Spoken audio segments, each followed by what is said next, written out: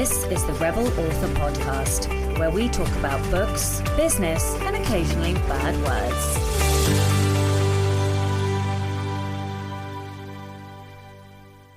Hello, Rebels, and welcome to episode 288 of the Rebel Author Podcast.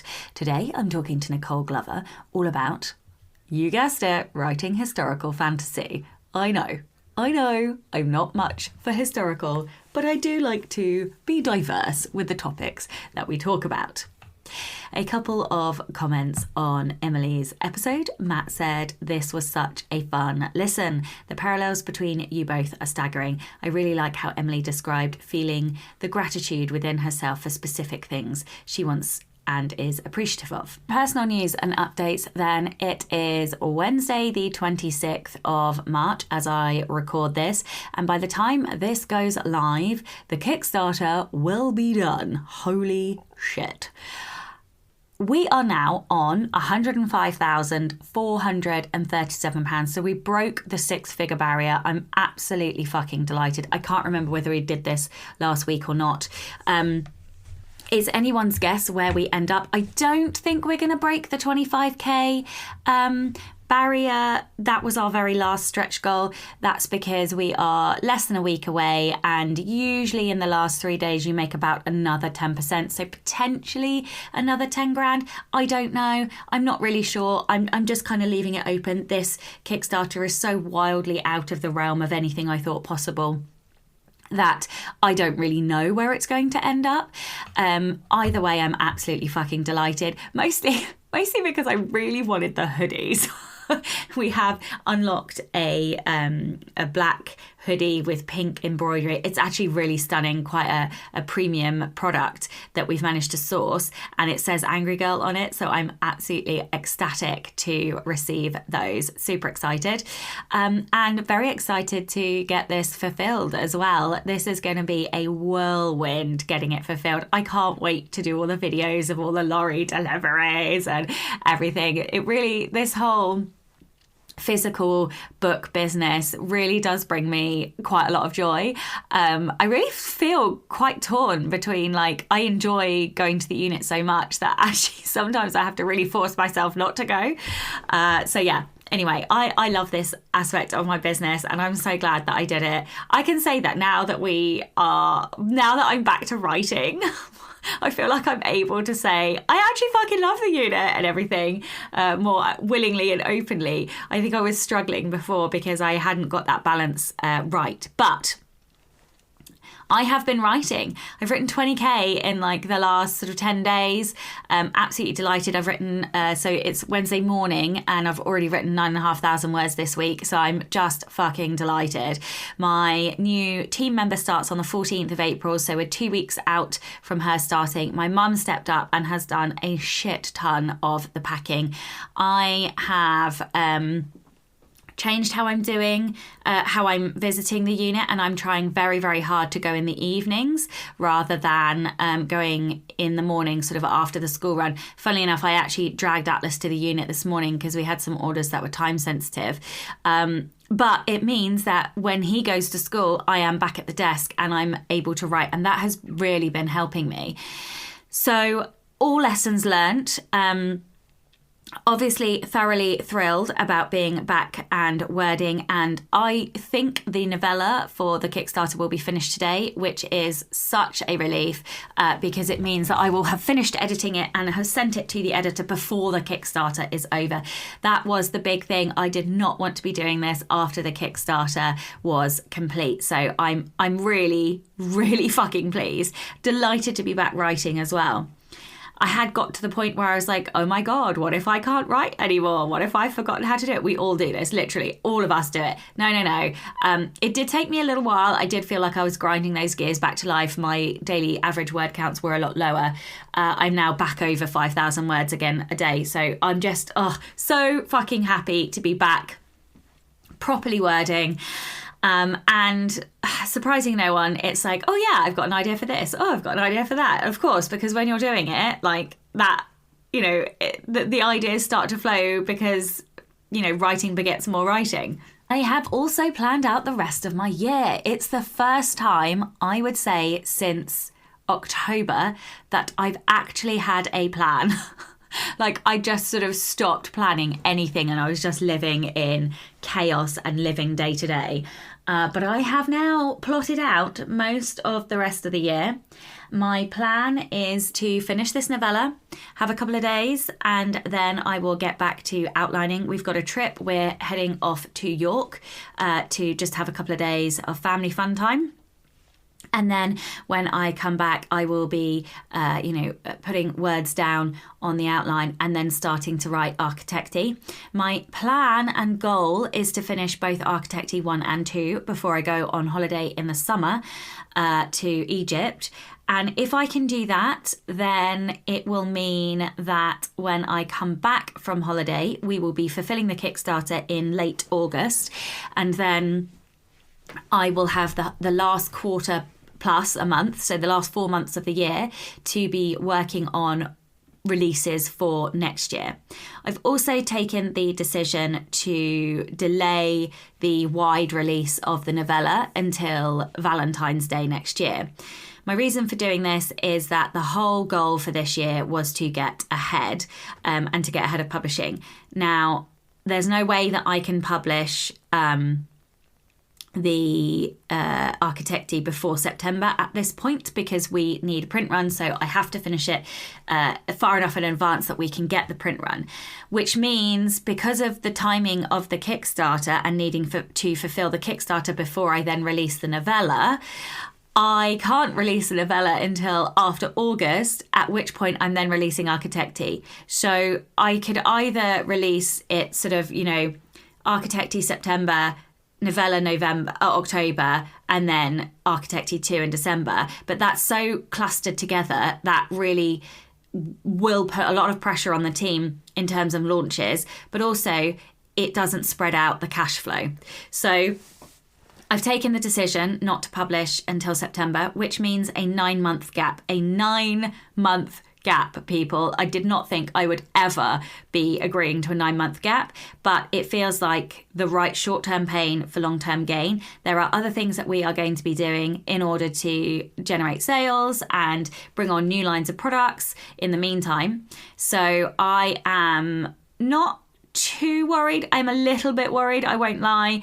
It's the longest gap I've had since I started publishing Ruby. However, it also is the right thing for the goal of getting ahead, and means that essentially after I come back from holiday, I don't have to publish again. Like, everything will be ready up until like May 2026. So I will basically have a run from September until May to smash out as many words as possible for book releases from May onwards 2026. So I am really pleased that it is going to give me the time and the gap that I need in order for us to be able to do, bigger launch campaigns, bigger PR campaigns, potentially bigger Kickstarter campaigns. But that is the sacrifice. I am nervous financially. I am nervous for the next few months, especially because I have more responsibilities now. I have a team, I have a warehouse. So yes, that's kind of like the big things that are going on. And I am very much pulling back from everything. I am trying very, very hard to stay at the desk and do my bit of my job. I did have a kind of realization in the last couple of weeks that my job is to write words. I know that sounds ridiculous. Of course, as writers, we all say it all the time, the only bit that we can't do is write. But I feel like I have learned that lesson in a very bone deep way. And realising that if I don't get the next book done, then I fuck everything for the whole team, not just for me. And I don't know, it's just, I have realised that everything that isn't writing isn't really the priority in a way that has never felt tangible before to me. Everything felt like a priority, but I've been able to kind of disconnect from a lot of the things and just gone, it can wait. The words can't wait. And I'm really proud of that, because that is how I should be acting and how I should be running my business, but I haven't been. So I don't know if it's that I now have the right team in place and I trust everybody in my team and I can rely on them. I don't know if it's that we've got the right business structure in, that we've got the right products and systems and structures in the business. I don't know if it's just that I have mentally matured in the business and I'm able to say no. I have been practicing saying no, to be fair. I've been trying to say no to everything. I have even questioned whether or not to go to certain conferences this year. In particular, I have questioned some conferences later in the year, whether or not to go, because I'm so dead set on getting ahead. And I feel a lot better. The one thing that I haven't managed to fix yet is like the gym. So that is my task for next week. As soon as this novella is over, that is the habit that I need to bring back. And then I think I'll actually just be happy. Living the dream. No, that sounds terrible. I am happy now. I just would like to go back to the gym and work a way to fit that into the diary as well. But yeah, it's like I'm slowing down without slowing down, which is the best fucking thing that I could ask for, because I don't want the business to slow down. I just need my time to slow down so that I can focus on the things that I want. And it's all like a mirage. It does, like, I'm the only one that can make that happen. I'm the only one that can choose how I spend my time. But anyway, being an adult is hard. It's fucking hard, okay? So anyway, that's where I'm at. I'm super happy, delighted, excited for everything that is coming, and so fucking glad to be back writing. I can't even begin to tell you. Okay. The Rebel of the Week this week is Julie. Julie says, the recession of the early 1990s forced me, a 25-year-old, shy, newly qualified accountant, into a job at a shrinking company. For 18 months, our small staff barely saw our off-site boss, who was busy running a large listed company.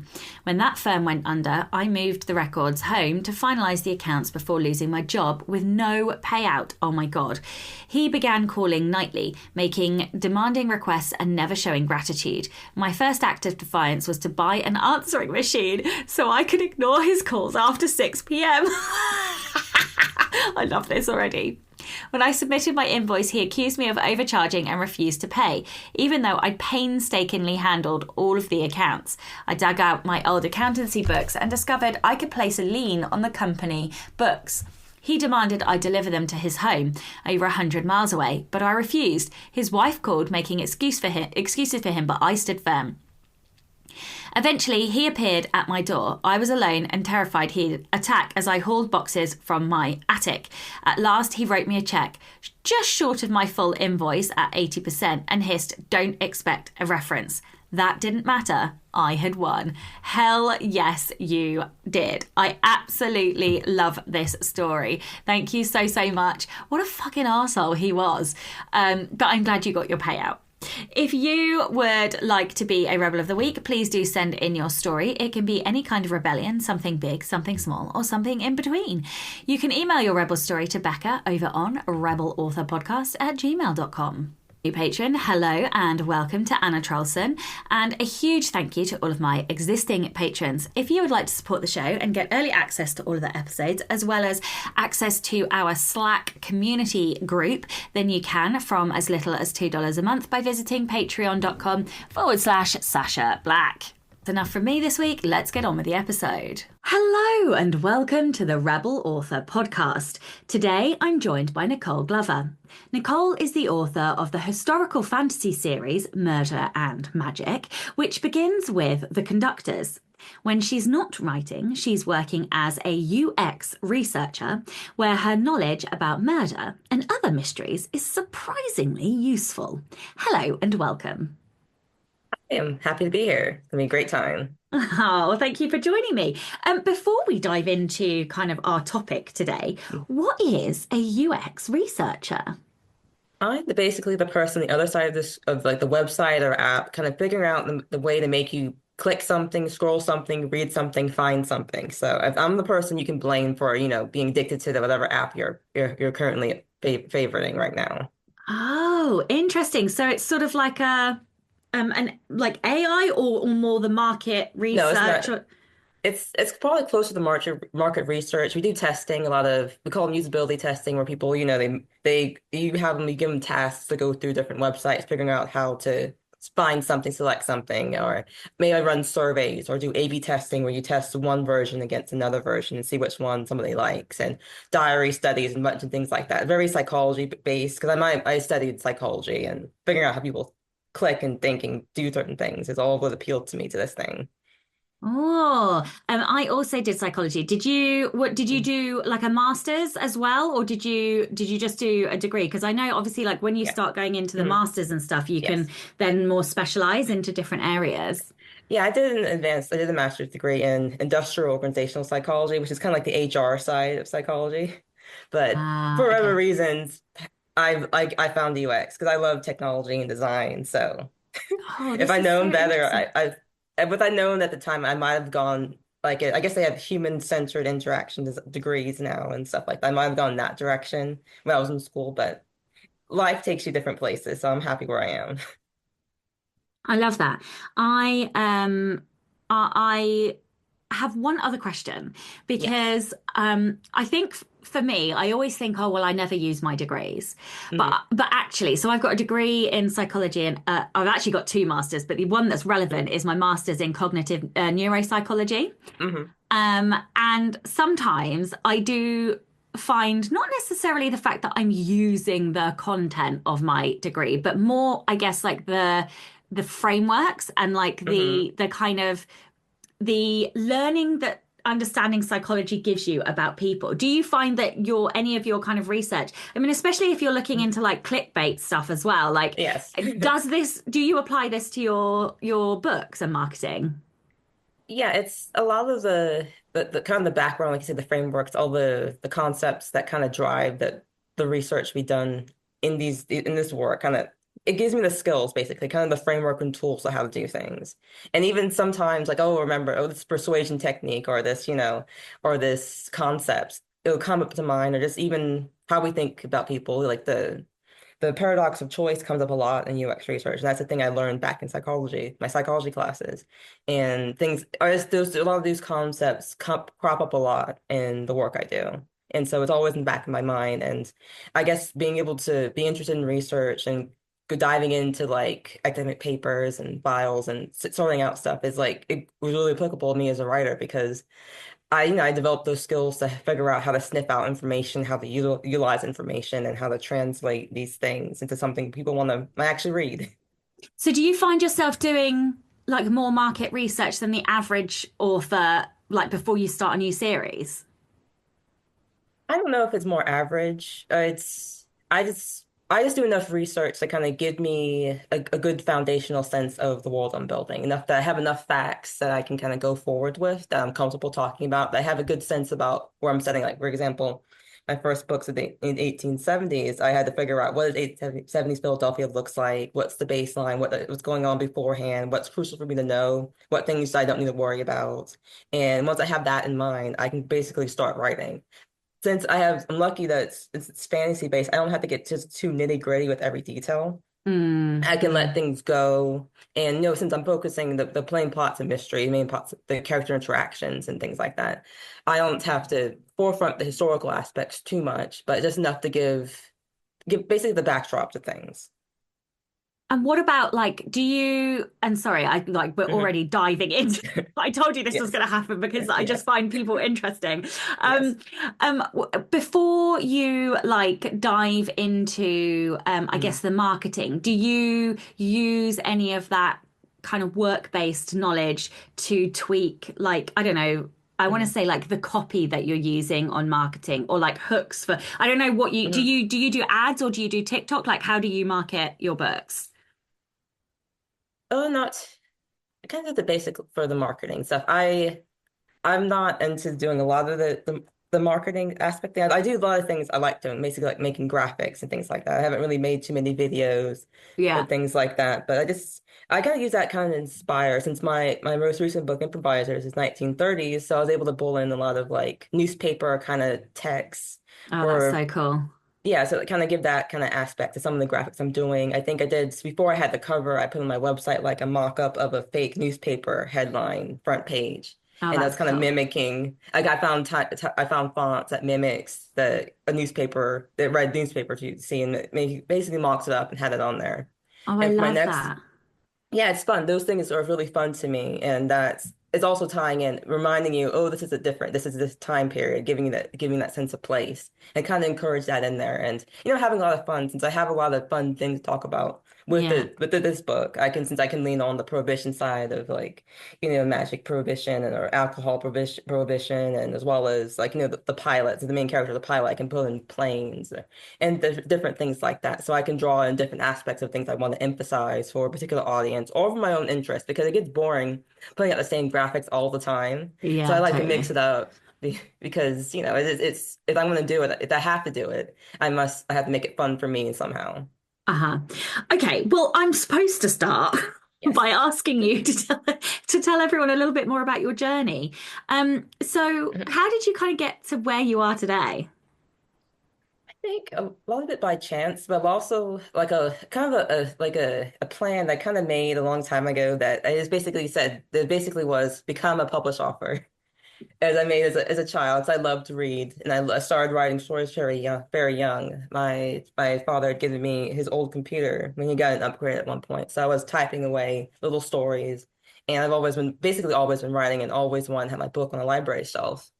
And I guess for a time, I had different stories I'd written, and then I guess at one point I was like, I'm gonna seriously try to get published. I'm gonna try to find an agent, trying to reach out to like, publishers and things like that. So I written a few stories, and I think I queried about two other stories beforehand that didn't go anywhere. One was like a fairy tale thing, another one was like a steampunk kind of story.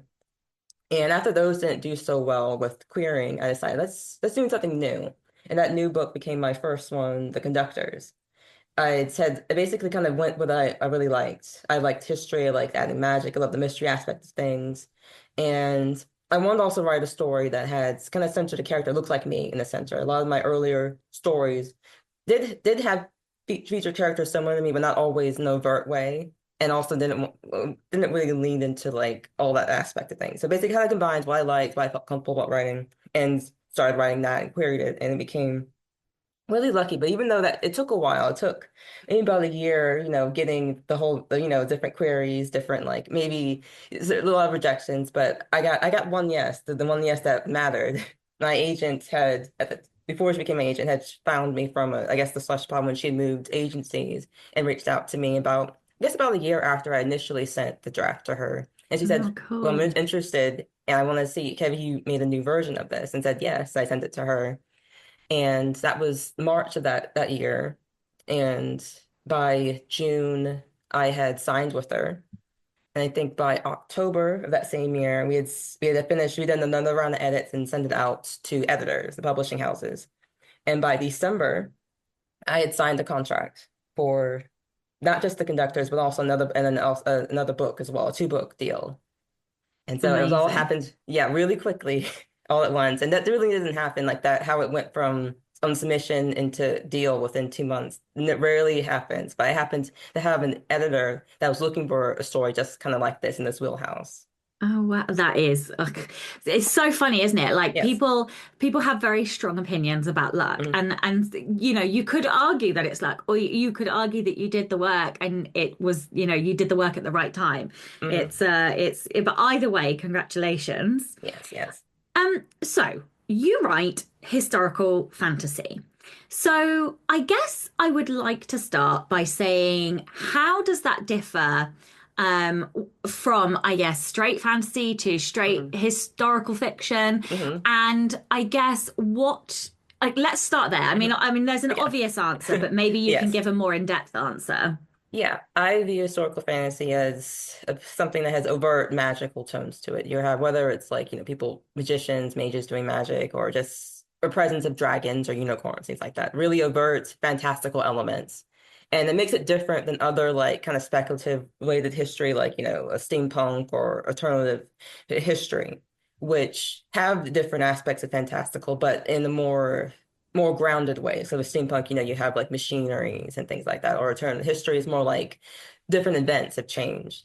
And historical fantasy is also really grounded in the history side of things. You make it the point that you're setting it in this particular time period, whether it's like 1800s Paris or whatnot, compared to like making up a second world fantasy world. And that makes it different from more fantasy that's more inspired by history. Like where you like Game of Thrones is like very, I think it's known to be like inspired by the War of Roses and things like that. But it takes inspiration, but goes on its own thing, with its own unique world side of things. And of course, the vast difference with this from a historical fiction being, historical fiction may vary from how strictly factual it is, but it's still very grounded that you won't find unusual deviations with it. So historical fantasy just allows the freedom to add certain certain speculative elements. How? Okay, so one of the Mhm. things, so I will admit I'm not a Yes, historical fiction yes, reader. yes, I am a fantasy reader though, yes. and one of the things that I hear so often from historical fiction authors is that they have to be very attuned to detail and Mm, accuracy.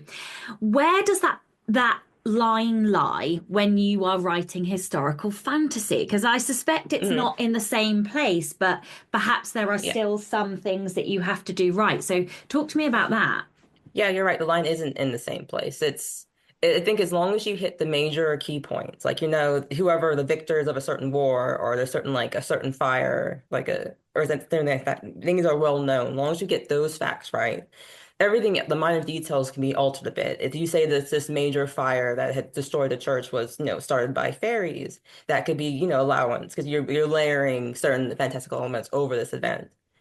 And as long as I think because with historical fiction, like people can it's more about getting the major things right and also the minor things right that kind of support it. Whereas historical fantasy as long as you don't make anything that's so grievously different, or if you do make something different, you give some explanation that makes sense within the world you're building within the story. And but there's also, I think there's a level of how much you deviate because when you go into historical fantasy, wanting to have that historical trappings of this particular bygone world.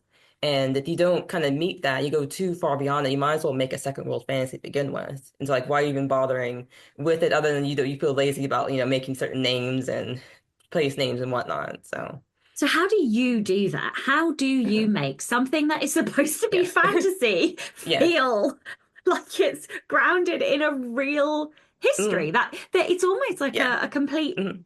Yeah. um what's the word? I guess like juxta it's almost like it's completely opposite. They're two Yeah. contradictory things. Mhm.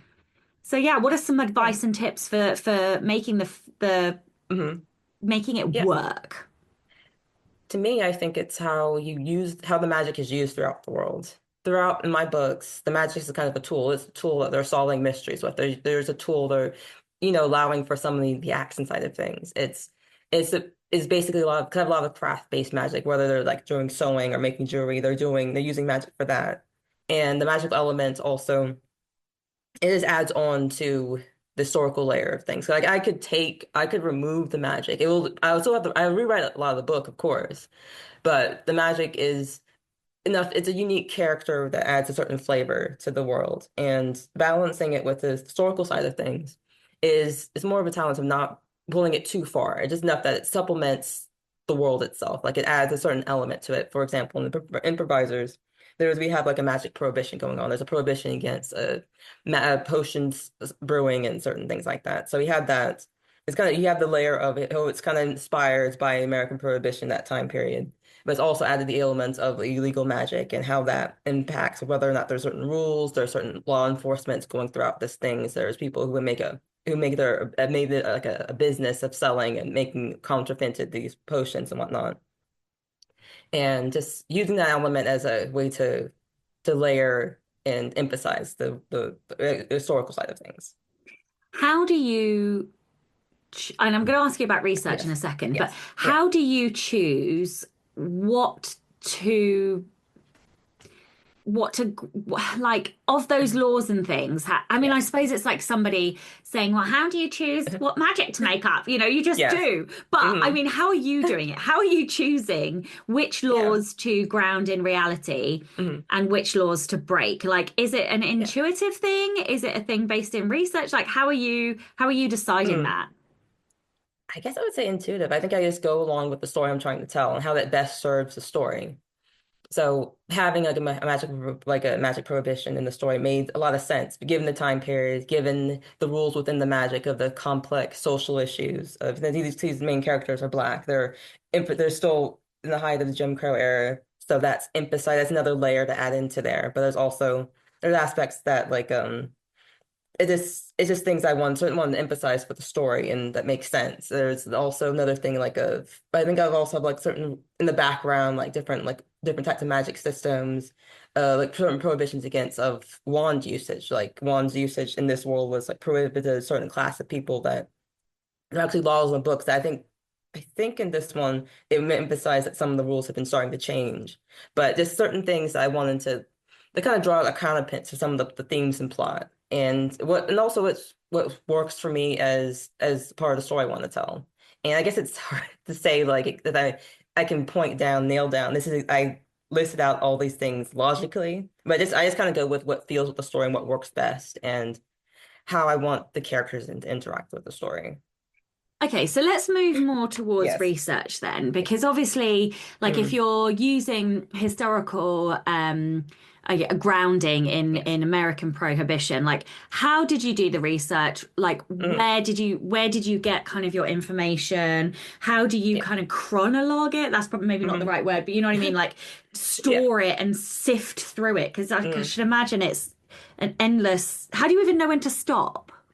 Yeah, it's a mix of things. A lot of the research I do is kind of get the base level facts. I want to figure out for looking at American Prohibition, for example, I looked at like how did it started? Why did people want it in the first place? And it didn't just start like in the 1910s. It actually was going on for decades, for example. Like there was a big temperance movement that was actually grounded in two-sided things, like early feminism where they wanted the men to stop drinking, and also a lot of like racist anti-immigrants feelings too, because the people who drunk were the Irish or they saw all the or things like that, and that all kind of built in, and like World War I actually became an opportunity for the temperance movement to make it get great gains because they could say, oh, because of the war, we need to stop drinking.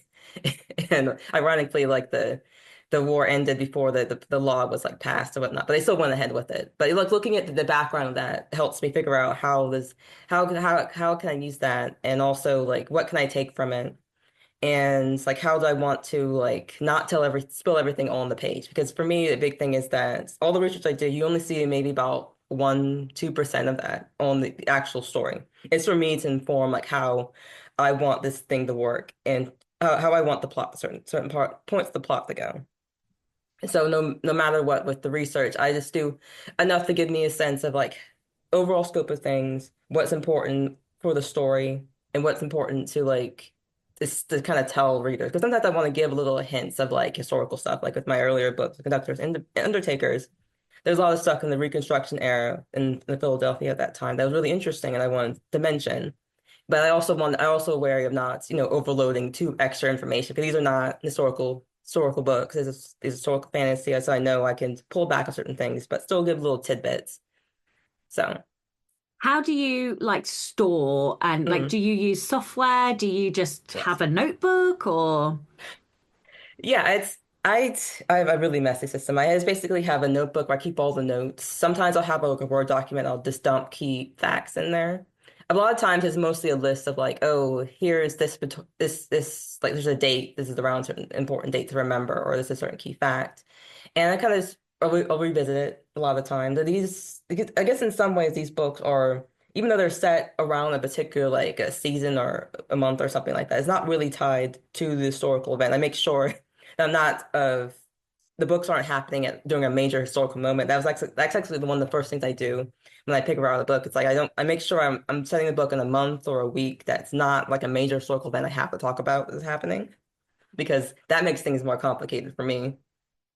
But I just kind of keep a list of notes of things to keep aware of, and of course also alongside an interesting fact. Because sometimes while I'm researching, I'll find things that indirectly might be interesting for the book later on that I might include at a later point, or as I just kind of look. It's like, a lot of times I look into a lot of historical figures at the time. Whether like for this book, I had looked a lot of historical. Harlem Renaissance poets, writers, playwrights, because there's a section where that she goes to like an art. There's at the her family's end. There's an artist salon going on. It was my chance to look into Harlem Renaissance. I think over the years, I had some of these like artists in the back of my mind that I wanted to kind of reference or kind of mention. So I have a list of things. I think for a time, I think I was using Evernote to keep like basically clip all the different websites or images I might have came across throughout the thing. I think I stopped using it because Evernote changes. That's a whole other story. But I still basically have all these. I basically kept a list of these things to kind of reference, and of course, lots and lots of books. Made good use of library. Made good use of like buying used copies of these books I found in the library because I kept checking them out all the time. I also use employed resources of like old historical newspapers. I think for a time the New York Public Library system has access to loads of historical newspapers. So I had a fun time like looking at those newspapers of the day and seeing what are the key headlines, key things of interest, even pulling some names and things like that. That was another thing I want to make sure some names are like relevant to that time as I'm naming these characters. And just a bunch of little things that it's kind of just I just have it all together and go through as needed. But after a certain point, I just stop referencing. A lot of this stuff is like in the build up in the beginning of the story. That as I'm like figuring out the first few chapters of what this world looks like, I have all this is I kind of refer to a lot of the research, and as I go along, I don't use it as much, but sometimes if it's a certain like subplot or a certain point or a certain like historical little tidbit I drop in, I'll do particular more research around that thing. But that's pretty much it, I think. I find this so interesting. Yes. I took a course this week by, and I'm going to absolutely butcher her name, but I think it was like, I want to say Isabel Canas or Canes. Mm-hmm. I'm not sure. She wrote the Hacienda. Anyway, and it Hmm. was on Gothic Yes. romance and Gothic Hmm. fantasy or dark fantasy. Yes.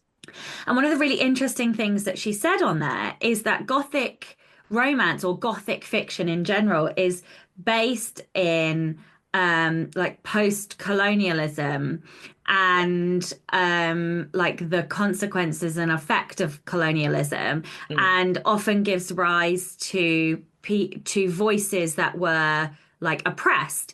And Yeah. she was like, and if you don't do that, then you're Hmm. just writing a pastiche. And I was like, oh fuck, like, oh, Yeah. I don't know how to do that. Like I was just going for vibes and aesthetic because I write like Hmm. Netflix and chill. Yeah. So how do you go from, Hmm. okay, there is like thematically and kind of Hmm. making a bigger point, right? Like, I feel like if you are basing fantasy in history and you're working on something really important, like an important part of history, like the Hmm. Prohibition, Yeah. then your fiction's probably making a point. Like, Hmm. how do you do that? How do you make a point without preaching and Hmm. whilst still retaining the delight of fiction and the escapism of Yeah. fiction?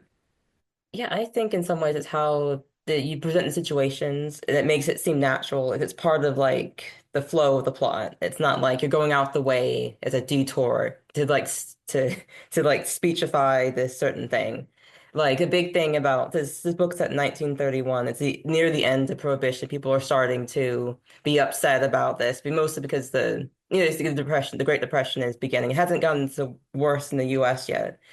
And so there's a lot of things, and it's been going for a while that people don't really care about the laws anyway. So I kind of, without going out and saying that nobody cares about prohibition, I kind of just show the characters being nonchalant about this. They talk about, oh, like her mother makes like brewed potions for fun, basically, or accidentally or whatnot.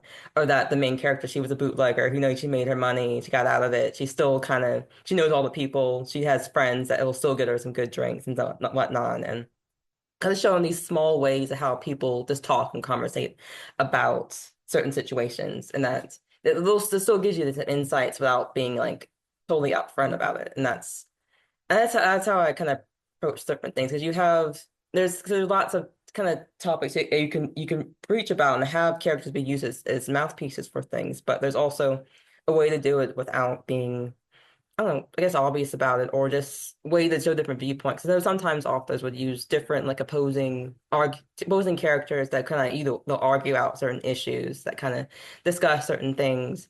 And I think in some ways, because as you write, you are mulling over these topics. I'm mulling over this is mulling the situation because even though I don't the it being Jim Crow in the 1930s is not a major plot point, but it's a an element that's built into the story that kind of gets referenced in oblique ways. And I had, to figure out what's the way to not, cause I don't, this the story is not about this, but it's also an element that's important to the characters and important to the world itself. So I think I have a moment when the book where throughout her travels, she crash lands, and I try to emphasize, oh, this is like a potential danger for her crash landing somewhere she doesn't know, and try to use the text to kind of show that here's the danger, but also allow the reader to fill in the blanks about the situation, and without being overtly telling the reader this is what she's afraid of. I give the context clues, and I gotta do it like that because I like to think my readers they're into mystery, so they're pretty intelligent. So I don't need to tell them these things so blatantly in the text and allow them to draw their own conclusions. Okay, so I feel like we were kind of skirting around the topic of Yes. info dumping there. Yes. And both with Hmm. fantasy, it's like the thing that we have to try and avoid doing, but also with Yes. historical fiction. I Hmm. feel like you have a double whammy of like potential Yes. pitfalls of info dumping. Any other kind of tips or tricks to give Hmm. that atmosphere and world building without just paragraphs and paragraphs Hmm. of information. Yeah, there's different ways to do it. Like I know with my books, I start off with little like newspaper clippings, like contextual in-world documents. That kind of here's a hint. Like my first book, The Conductors, opens up, or here's some laws against, wand uses in magic, and Improviser is something similar with discussing about the rules against the prohibition, as well as other information like that may be key to know as they come into the book. And so that's like one helpful way. Like a lot of people, I've seen other books do that as well. They have little documents that kind of here's some snippets of in-world documents that can tell you a little history, a little folklore, some of the rules. And there's also, as you write within the book itself, you can have, like I said, the conversations between characters, to avoid the as you know conversation. A lot of times you have to figure out what's the most important thing to kind of call out of the topics that will, really won't be like you're just pulling someone aside to kind of pause the story. And a lot of people fill in the blank certain things. You don't have to, and especially if you're talking about something that is kind of wide enough so people know about. You don't have to go into finer detail about things.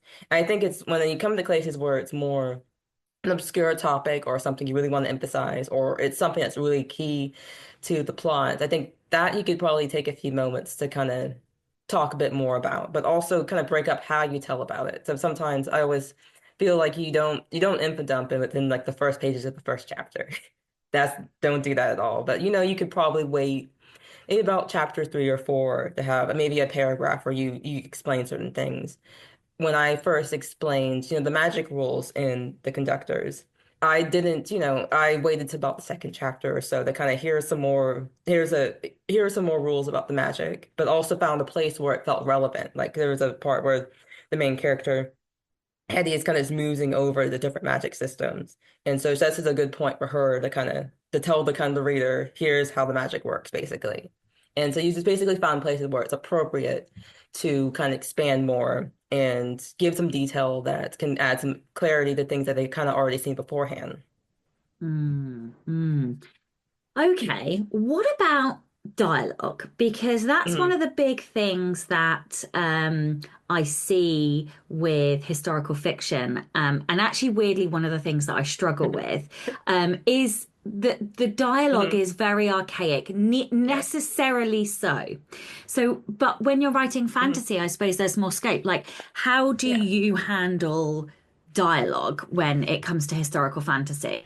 Yeah. My opinion when it comes to having a dialogue in historical works at all, whether it's fantasy or straight fiction, is knowing your comfort level into using that sort of language. If you feel comfortable, mimicking the bygone dialogue of that time, go ahead and go forth. But if you're not comfortable doing it, you don't have much experience about it, don't try to force yourself to do that because it'll be really obvious when you make these mistakes that people who are well versed in this language that you don't know what you're doing. But my advice is but still, you still have to be really concerned about dialogue to avoid, the idioms, the colloquialism, the referencing things that have a very modern style of things. I know sometimes I was very careful about like kind of like the more modern style phrasing I made sure to avoid. And I know I had several moments where I think had to go find an etymology dictionary to make sure that I'm using the right word at the right time. And, kind of fact checking your different things, being aware of that date and time to making sure whether you're referencing a different country or different certain things are going on to make sure it's kind of correct. But yeah, but to me, it's try to avoid the more modern phrasing of things and kind of think of how they would kind of frame it back then, but don't be too worried about mimicking it. Because I don't make an attempt to mimic the slang and dialogue of that time period. I try to like just kind of pare it down, so I'm making sure I'm not adding the modern stuff in there that's really obvious. Are there Hmm. any other mistakes that you see? So we've Hmm. sort of talked about over Yes. info dumping and kind Yes. of like dialogue, but are there Hmm. any other mistakes that you kind of see newer writers making with historical fantasy? I'm not sure about mistakes. I think people can fall in the pitfall of dragging somebody into a historical event they feel like they have to write about, or they make only sometimes, yeah, you do write a book around a certain event, but sometimes it's really obvious that you brought it in there, or you're inserting things that don't need to be inserted in there. I think it's my feeling whenever time I read something in Victorian England where Queen Victoria always shows up. Always, I always feel like someone's just bringing certain. They feel like they have to have certain things in the book, so they're inserting it there regardless of whether it fits or not, or they're maxing certain things. And I guess beyond that, I guess other errors people would make is just not just checking whether or not a country has a certain name at this particular time because the maps of the world have changed a lot in a span like 100 years or so, and so might reference the modern day name and not think about like what it was like back whatever year you're writing in. And so just simple checking like that, or just overlaying a lot of your modern thought to the writing and whether or not it's like even things like little transportation or just viewing of certain things. And it's obvious that you're using Google Maps to figure out how to get someone from plot A to point B, or you're not checking to see if when wherever you're searching up stuff is referencing an actual text. Oh, and I guess alongside that is just checking your resources and sources for like accurate information. Some people they might base their information off a book they read. It might be a really well-written fiction book, but it might not be historically accurate. And also know that a lot of things that can change and also changed by who's writing it and other things like that. Yeah, there's like little things. And it's also just, I mean, I guess it all comes down to it not being careful and fact checking yourself and making sure you're being as accurate as possible. Because I mean, there is some leeway with fiction, take liberties. But if you made a choice to write something historically based, you want to at least get pretty close to it as possible. I feel like readers of each genre want something Mm, specifically, like what yeah. a sweet contemporary romance reader wants Hmm. is different to a dark fantasy romance Yes. reader. What Hmm. do you think historical Yes. fantasy readers really want? I think historically fantasy readers want to see a familiar world with elements of fantasy in it. They want to see people, having dragons as a transport, whether it's for war or for like public transportation or whatnot. They want to see fairies being involved as circles being real or doors with the realms being a possible thing, and seeing the intermixing of the familiar with the fun speculative elements they enjoy, and having it, it seems, and also this kind of maybe even like having explanations for things, the unsolved mysteries, even with the magical element side of stuff. I love that. Um, so obviously you have trad pubbed books, but Yes. we all have to do marketing. So Mhm. what is working for you in terms of historical fantasy marketing right now? I think just since for I guess marketing wise, just being myself, as I mentioned, doing things I like doing, don't forcing myself to make things that I don't want to do, and trying to reach out to do certain things that I enjoy doing, and also try not to feel like I'm doing things that I feel like I have to do that because everyone else is doing and whatnot. Because it becomes all because marketing is for anything is a major chore, and especially when as a writer don't want to you just want to just write the books. So you got to figure out the things that work well for you.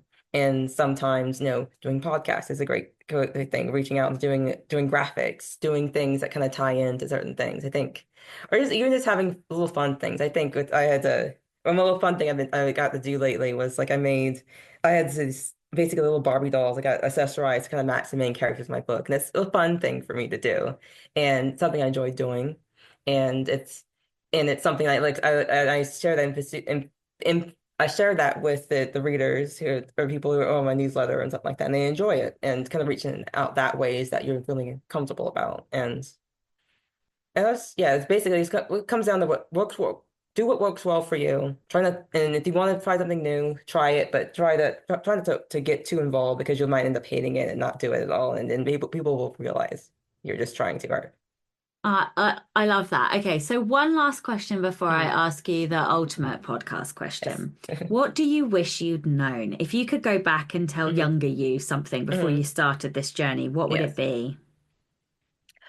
I think with knowing that going the traditional publishing route, there's a lot of waiting involved.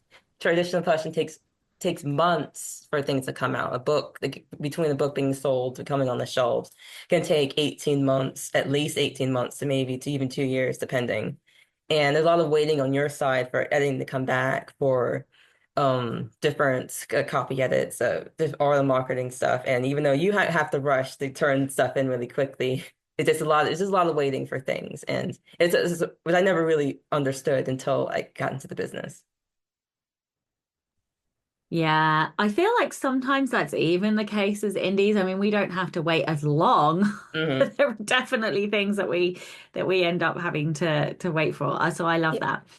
Okay, well, this is the Rebel Author Podcast. So tell everyone about a time you unleashed your inner rebel. Think it's my and the Rebel gets a release every time I bicycle around where I live. In the US, bicycling is not a thing outside of like certain cities and locations. So I feel like every time I take the road, stand on the road, I'm making taking up my space and making my presence known. And even though I'm stick to the laws, but it's just being out there and showing that we are doing this and whatnot. I love that. Okay, well, would you like to tell everyone where they can find out more about you, your Mhm. books, and anything else that you'd like to add? Right, the few places you can find me. You can always find me on my website, nicole-glover.com. You have all my updates and information about my books are up there. For social media, I'm on Instagram as at author Nicole Glover. I'm also on Blue Sky as Nicole Glover. You can follow my newsletter for more like monthly updates and other insights and thoughts going on. It's a Substack, so it's like NicoleGlover.substack. You can also sign up on my website. And those are the main places for right now, depending on what less new social media crops up in the meantime. Amazing. Well, thank you so much for your time today. And of course, a giant thank you to all of the show's listeners and all of the show's patrons. If you would like to get early access to all of the episodes, you can do so by visiting patreon.com/Sasha Black. I'm Sasha Black. You were listening to Nicole Glover, and this was the Rebel Author Podcast. Next week, I'm talking to Ariel Curry all about the hungry author mindset. So join me next week for that. Don't forget to tune in and subscribe on your podcatcher. And when you have a moment, please leave a review.